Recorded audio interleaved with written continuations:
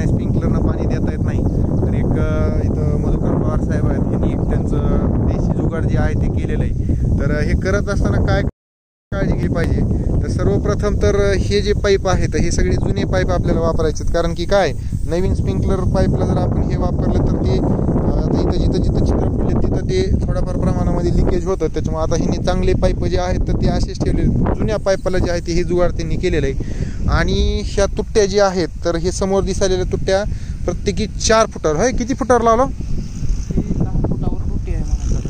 आता सध्या जे आहे ते आता लागवड केलेली जी आहे ते 10 फुटावर आहे, पण तुम्ही ऊसाच्या ह्यानं अनुषंगानं हे 4-4 फुटावर केलेलं आहे, बरोबर आहे की नाही? लावले होत्या तुट्ट्या 4 फुटावर सरी असल्यामुळे 4 फुटावर पाणी देण्यासाठी लावले. बरोबर. एक तुट्टी कितीला पडते? एक तुट्टी 30 रुपयाला. 30 रुपयाला. आणि आता हे जे काही रेन पाईप अंतरलेलं आहे का नाही इथून तिथून, तर ते किती इंची आहे आणि किती रुपयाला पडला तुम्हाला, किती लांबी आहे त्याची? 6 इंची रेन पाईप आहे, 3.25 इंच लांब आहे. बरं. तर एक रेन पाईप आपल्याला चांगल्या क्वालिटीचा 700 रुपयाला भेटला, लो क्वालिटीचा 400 रुपयाला भेटला. 400 रुपये, चांगल्या क्वालिटीचा 700 रुपयाला पडला. 700 रुपयाला घेतलेला पाईप आपल्याला एक समांतर पाणी भेटते. बर बर बर बर.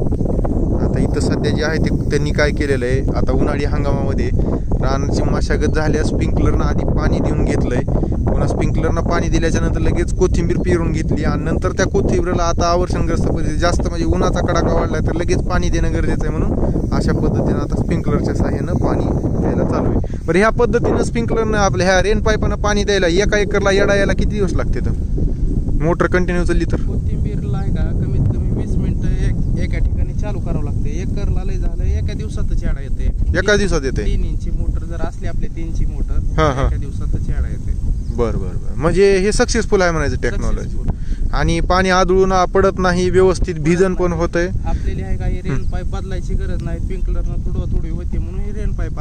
सगळ्यात महत्वाचं कोथिंबीर पिकाला जी काही अडचणी येतात, तुडवातुडी होती, त्यांनी इथून तिथून बघा जवळपास 13 पाईप जे आहे ते अशा पद्धतीने अंतरलेले 1.25 एकर क्षेत्रामध्ये, आणि अशा पद्धतीने जे आहे ते पाणी द्यायचं जुगाड जे आहे ते कोथिंबीर पिकासाठी जे आहे ते त्यांनी